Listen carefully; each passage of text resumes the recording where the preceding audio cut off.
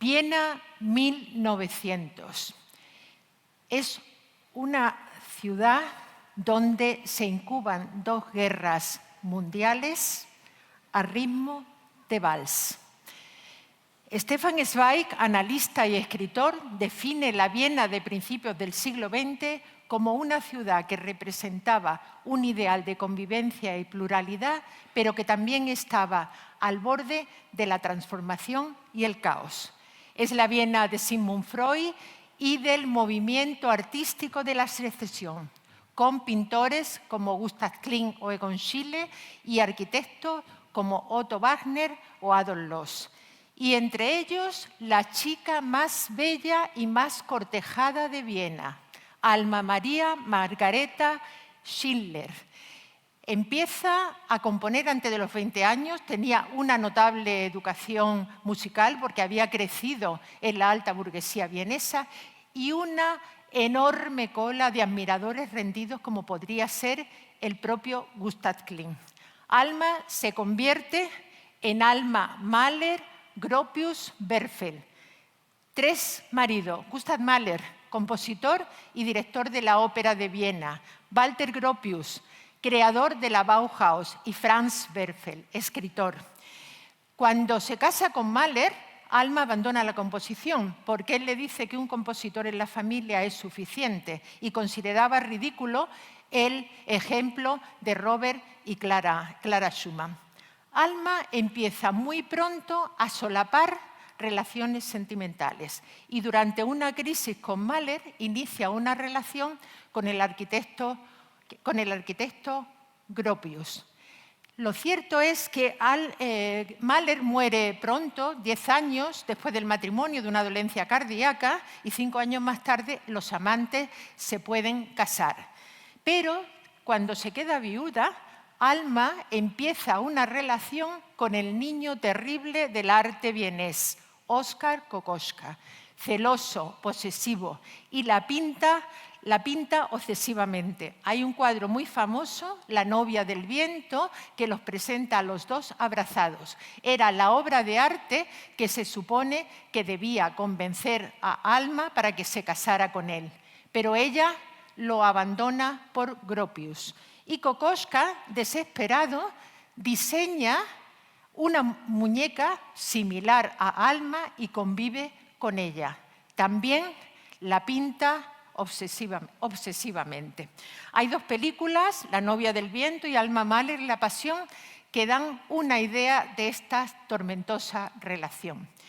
Pero en el triángulo Gropius, Kokoschka y Alma Mahler se amplía su geometría y aparece un elemento absolutamente excéntrico: el joven biólogo vienés Paul Kammerer. Paul Kammerer era compositor, activista, masón, devoto de la música de Mahler y, según sus biógrafos, literalmente ebrio de amor por su viuda.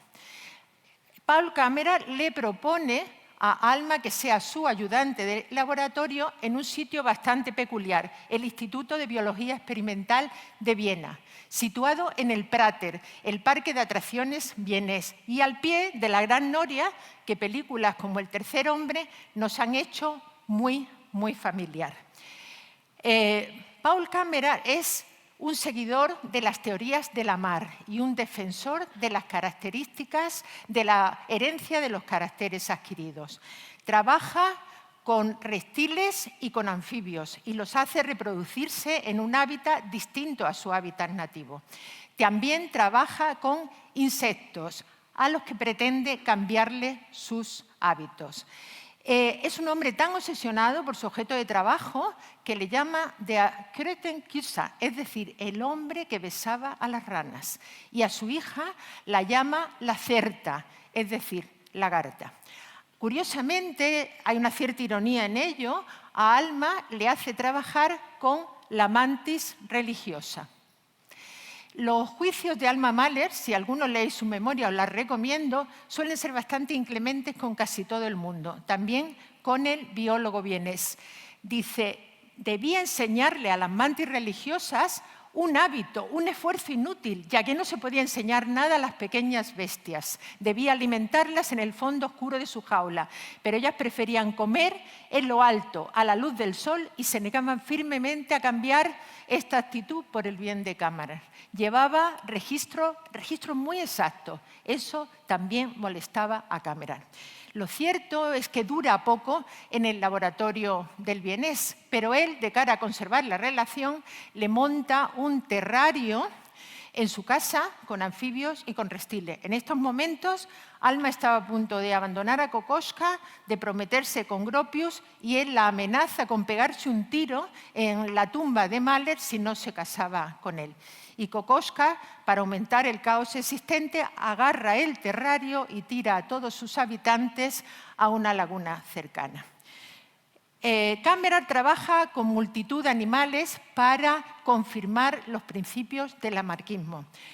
Son famosos sus trabajos con la salamandra común, que lo que hace es reproducir las crías sobre fondos amarillos o fondos negros, y escribe, publica que adoptan este color y que este color, el color inicial del fondo, se transmite a su descendencia. Pero sus investigaciones más famosas son con el llamado sapo partero. El sapo partero, a diferencia de la mayoría de los sapos y ranas que se reproducen en el agua, se reproduce en tierra firme. Pero él lo obligó a reproducirse en el agua. El sapo partero, además, es el macho el que carga con los huevos fecundados.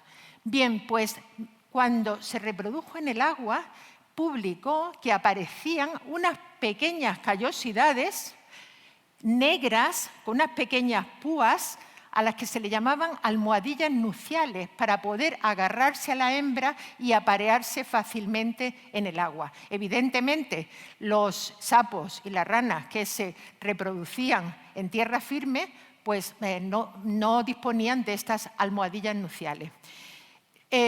Reprodujo durante 6 generaciones al sapo partero y publicó que se mantenían estas almohadillas nupciales, lo cual confirmaba también la herencia de caracteres adquiridos según su punto de vista. Estas investigaciones causaron un gran revuelo en todo el mundo y en Estados Unidos se le aclamaba como el nuevo Darwin.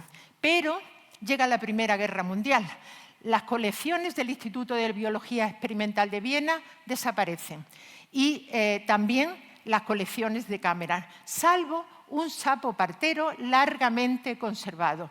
Un investigador americano y un inglés van a Viena después de la guerra a observar a este ejemplar y publican en 1926, aquí tenéis el artículo de Science, que las almohadillas nupciales del sapo de Kammerer eran un fraude y que el color negro se debía a una inyección de tinta china.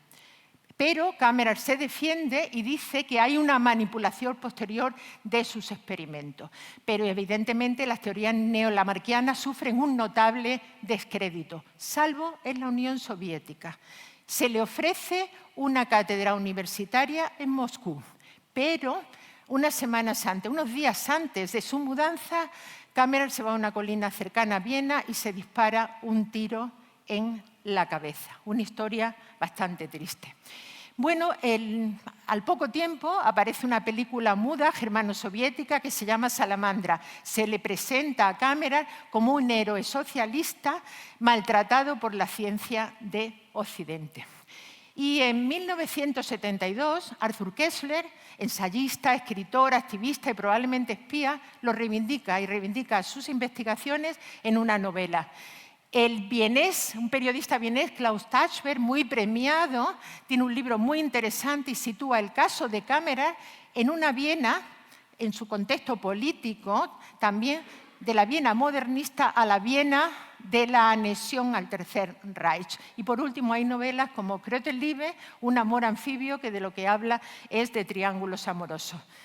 Y termino. Lo interesante es que en 2009 un biólogo chileno, Alexander Vargas, publica un artículo en el que revisa los experimentos de Kammerer a la luz de la epigenética, es decir, disciplina del siglo XXI, en que mediante modificaciones del ADN se consigue conservar caracteres adquiridos y que se transmitan a la descendencia. De nuevo, gran revuelo, multitud de publicaciones a las que se suma hasta Stephen Jay Gould. Y de pronto, el hombre que besaba a las ranas aparece como un padre de la epigenética.